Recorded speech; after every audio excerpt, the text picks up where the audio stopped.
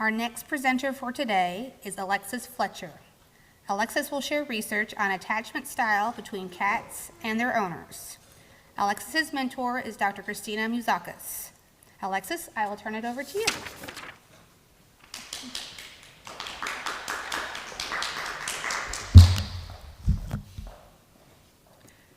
Hello, I'm Alexis Fletcher, and I did my study on the attachment style between cats and their owners.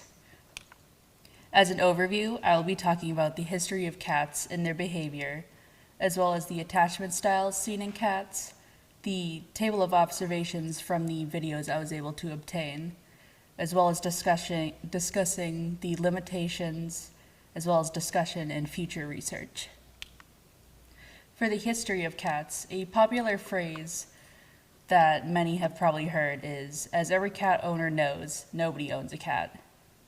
The finding of a cat's jawbone in Cyprus dates back their domestication more than 8,000 years, and it is largely believed that they domesticated themselves to protect our food stores from mice. A study published in Science suggests that they originate from the Middle East, from a type of wildcat called Felis sylvestris, which translates to cat of the woods. For the history of cat behavior, cats are the less domesticated between them and dogs, and are far more like their wild ancestors. They adapted to live alongside us, making them more sociable. As dogs evolved, they gained the amylase gene, which allows them to break down starch and become more omnivorous like we are, while cats lost genes and several key enzymes, including those that manufacture vitamin A, the amino acid taurine, and prostaglandins. Their social behaviors also include rubbing the side of their head, lips, chin, and tail against their owner to transfer their scent and establishing a familiar odor. Some attachment styles that can be seen in other creatures are secure attachment, where the cat, in this instance, would be able to be separate from their owner. They are more trusting, greets their owner when they return, and prefers their owner to strangers. For ambivalent, they are more wary of strangers, distressed when their owner leaves, and do not appear happier when their owner returns. For avoidant, they may avoid their owner and do not seek contact and show little to no preference over their owner or a stranger. And for disorganized, there is a lack of clear attachment behavior. Attachment styles noted in cats in a case study done at the University of Oregon using the secure base test, where the subject spends 2 minutes in a novel room with their caregiver, followed by 2 minutes alone, and then a 2-minute reunion phase. There were 79 kittens ages 3 to 8 months that were participants. 70 were able to be classified, 9 were not. Of the 70 that could be classified, 64.3% were categorized as securely attached, while 35.7% were categorized as insecurely attached. And of those that were insecure, 84% were ambivalent, 12% avoidant, and 4% disorganized. Why is it important to understand cats' attachment styles? Being able to understand and recognize the attachment styles provided proof that the cat has affection for the owner. It shows the bond between them. It validates what we observe and believe is the bond of affection between cat and their responsible caretaker. My case study was originally going to be an experiment with 10 participants. My hypothesis was cats will have a more secure attachment style with female owners than with male. They were tasked with doing similar objectives as the secure base test, using a camera to record the interactions with their cat. The owner would be in the room with the cat and just sit and let their cat interact with them. Then they would leave, and the more unfamiliar person would enter and do the same. And then after 2 minutes, the unfamiliar person would leave and the owner would re-enter. Unfortunately, all but 2 of my participants had quit, so I was only able to obtain 2 videos. So I cannot completely speak on the attachment style of cats. My video 1 observations. Video 1 features a female owner with her cat. The unfamiliar person is male. The behaviors that I coded include headbutting, approaching, rubbing, vocalization, affection, wanting to be pet, calm, and walking away. And while observing, I tallied each of the displayed behaviors of the cat. As you can see with the owner, the cat shows great affection, and even with the unfamiliar person, there is still a large amount of affection and wanting to be pet that is shown, and the cat remains calm when the owner re-enters. Could possibly be securely attached. With video 2 features a male owner with the unfamiliar person being female. I used the same coded behaviors. And with the owner, the cat primarily stayed away and would only really approach when hand was outstretched. And when the unfamiliar person would enter, the cat would walk away and maintain distance. It's same when the owner would re-enter, would still maintain distance. Possibly ambivalent. The cat in video 1 reacted quite differently than the cat in video 2. Cat 1 from video 1 reacted with much more trust and affection, even in the presence of a stranger, while cat 2 reacted calmly and maintained their distance from their owner and the stranger. Future research into cat attachment styles can make adoption easier for first-time cat owners as well as current owners, and being able to understand what the cat likes and dislikes, and increasing the social bond.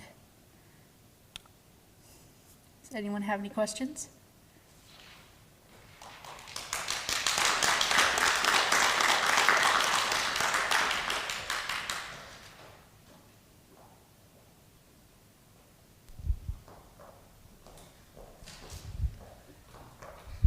So, but between the 2 sessions, was there a consideration for how long that person owned the cat, or how long their relationship was? With a survey that I did for research methods, there was consideration for how long, but for my experiment, I had not considered the length of ownership.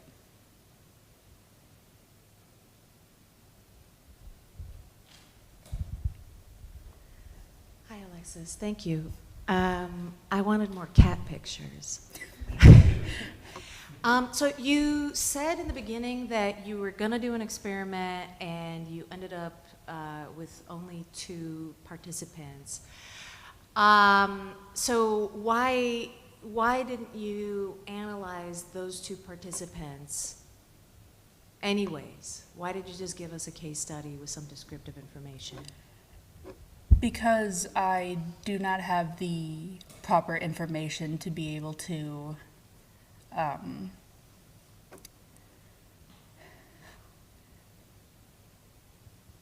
properly be able to get the results I need with just 2 videos. I would definitely need a lot more participants to get the results. So, anybody else have any questions? I have another one. So what did you learn in this case study that can be beneficial in the future, specifically for you or for other researchers? I learned that cats definitely vary and can have many different types of attachment styles, just like people, and just being able to understand them could make it easier for first-time owners to be able to take care of them and for adoption. Yeah, I have a question. So obviously some future research would be increasing your sample size and getting more, but are there any other ideas how you could change this for future research that you might have?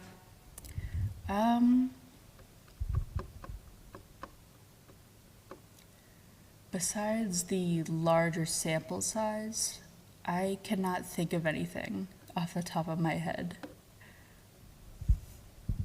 I thought, we have animal shelters type things. If you had, if really you're trying to test if females are better with cats, although you wouldn't have an original owner, you might be able to get some samples of just sending a male into and interacting with some various cats, and then a female and various cats, and you might end up with enough to do a similar study, but somewhat different in that, are females better with cats than males?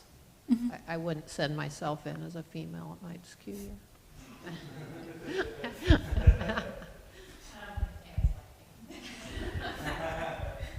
Yeah, I think you also uncovered something that was quite interesting in that you can't gather a case history of the cat's past experience. So that would carry over to children or adults that have psychological problems, or people that can't give you a history, or children or cats that would carry over to other research too. And that it'd be nice if you could get their history, but then you don't have a way of doing that. And that would skew the results somewhat, but there'd be some way to control for it possibly. So interesting. Working with cats is difficult. I think that would.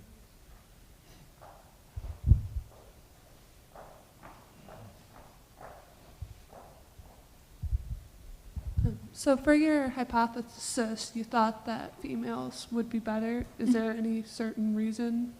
A lot of the literature I had read suggests that that cats share a closer attachment with their female owners, maybe because of females' higher penchant for empathy.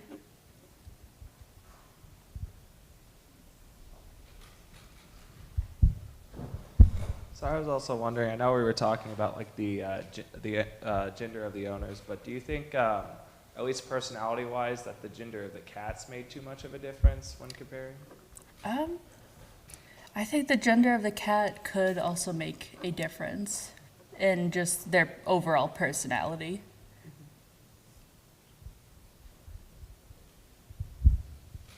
Any other questions? Thank you, Alexis. Thank you.